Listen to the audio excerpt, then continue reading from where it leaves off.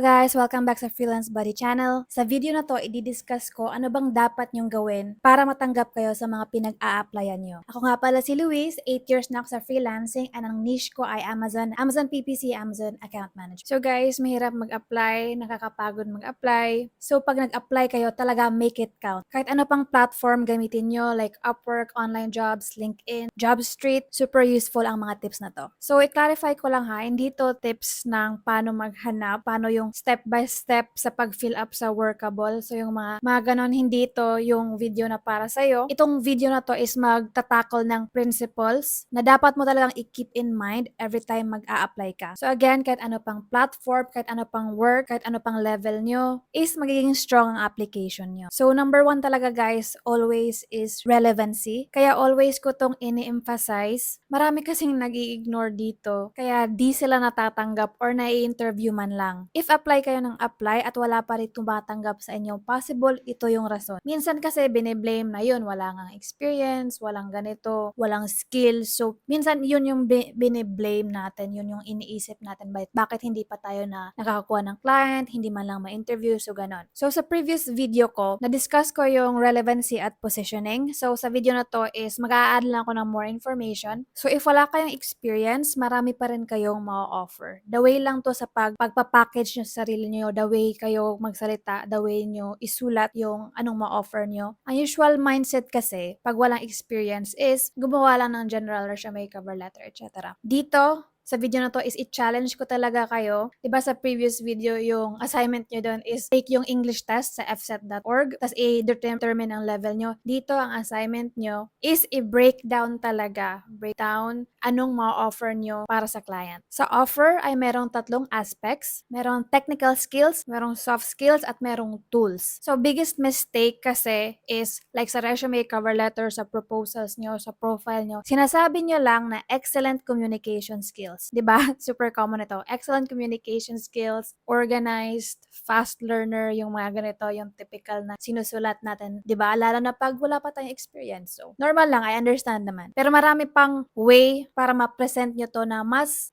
enticing, lalo na depende sa pinag-a-applyan yung position. So, for example ha, sabihin nyo, let's say, mabilis kayong mag-type. Importante actually to kasi minsan nga, nagpapa-type test yan sila kasi gusto nila efficient. So, yun. Hindi lang yung excellent communication skills, isabihin nyo rin na mabilis kayong mag-type, magaling kayo sa technical writing, magaling kayo sa copywriting, magaling kayo sa social media captions, magaling kayong mag-report kasi nung student kayo, nahasa talaga kayo sa reporting. So, di ba, hindi na lang siya excellent communication skills. Marami ng idea yung client sa actual na magagawa mo talaga, na breakdown mo talaga siya. At lalo na depende to sa pag-a-applyan mo na position. For example, let's say chat support. Possible, importante sa kanila yung typing skills mo, gaano ka kabilis. If ang position is more on like social media captions, yun, i-emphasize mo na magaling ka mag-captions. Tapos sa writer naman, let's say yung company na ina-applyan mo is para silang nagbebenta sila ng mga computer or gadgets. If nasabi mo magaling kang technical writer, so yun siya, mas na-breakdown mo pa. For example is, sabihin mong fast learner. I'm a fast learner, ganon. So, another way na para i-explain mo to, ma-breakdown mo to, is sabihin mo, alam nyo paano mag-research ng maayos na merong legit na sources. Isa yun.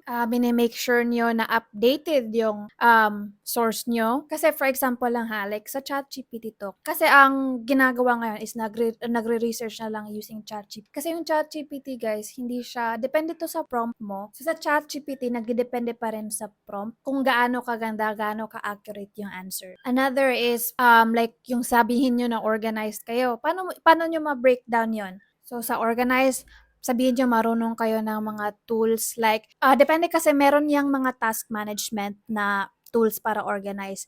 If wala kayong mga tools, pwede nyo lang sabihin na detail-oriented kayo. Like for example, if wala kayong tools, meron kayong Microsoft Excel or ginagamit mo yung Google Docs para meron kayong tracker sa mga tasks, meron kayong tracker sa document, meron kayong tracker sa projects. So simple lang siya. Sabihin nyo like, yun, marunong kayong mag-Google Docs, marunong kayong mag-Excel. Hindi nyo lang sabihin na organize kayo. Ano bang ibig sabihin nun? Another na skill din is sometimes kasi sinasabi lang na marunong kayo sa Photoshop, marunong kayo sa Canva, marunong marunong kayo sa kapwa. Ganun. Actually, maganda na yun na nasabi nyo yung actual tools. So, di ba, part sa aspects na sinabi ko is technical skills, soft skills, at saka tools. So, maganda na nasabi nyo yun. So, ang pag-breakdown nyo pa dito is sabihin nyo, efficient kayong mag-edit. So, aside sa na-mention nyo yung actual na efficiency pag-edit, may na-mention kayong way na paano kayo, anong technique nyo para efficient kayo. Like sa Canva naman, marunong kayong gumamit ng mga features nila para efficient din yung workflow nyo paggawa ng mga graphics. So yun, na-breakdown nyo talaga anong ma-offer nyo sa client. Para lang siyang complicated, pero pag iisipin mo, like for example, CapCut is free, Canva is free, tas madali lang naman makita yung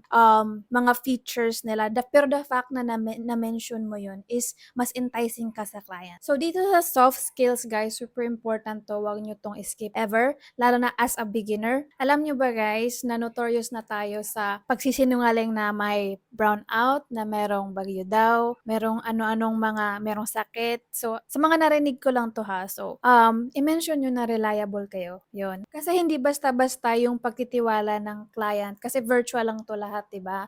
So importante na mapagkatiwalaan kayo ng client. So sabihin nyo, reliable, na magjo-duty kayo on time, na gagawin nyo ang task nyo ng tama, na pag meron kayong hindi naintindihan is ika-clarify nyo. So, for example, kung ang job nyo is customer service, hindi lang kayo basta-basta magre-reply para lang makapag-reply. Yung reliable talaga kayo, yung maaasahan talaga kayo ng client. So, mafe-feel nila yan sa the way sa pagkasabi nyo. Yun, they can trust you. Maaasahan ka. Marami pa aside sa reliable, yun yung empathetic, lalo na sa customer service, good listener, meron kayong sabihin nyo may initiative kayo. Kasi for example, pag nagbibigay ng instructions ang client is, meron yan silang sometimes may skip, maraming mga gaps, let's say, sa instructions nila. Kayo, sabihin nyo proactive kayo na if meron mang gaps, kaya nyong mag-research, i-clarify nyo ng maayos. So, yung mga ganun. So, last yung tools is na-mention ko na ng konti earlier. Guys, super important ng tools. Huwag niyong isipin na basic lang Microsoft Word, Google Docs. Importante na i-mention niyo yan. Kasi aside sa for the next topic, yung mga software na mga ginagamit ng mga client. So, next topic yun. So, importante to para sa mga software na ginagamit ng client para i-track yung mga applicants, para mas efficient yung pagpili nila. So, next topic yun. So, i-mention nyo yung tools para sa mga apps na ginagamit ng client at para din makita nila. Kasi minsan, let's say ha, kung like newbie pa lang kayo, tapos like cheap yung rate, tapos yung mas mababang rate, baka kasi isipin ng client na nag-a-apply kayo dito kasi wala kayo masyadong alam, ganon. Basically, sa tools, hindi nyo kailangan maging expert. Lalo na pag free, pwede lang kayo mag-sign up, i-explore nyo ng konti kasi hindi naman ini-expect ng client na maging expert kayo sa mga tools.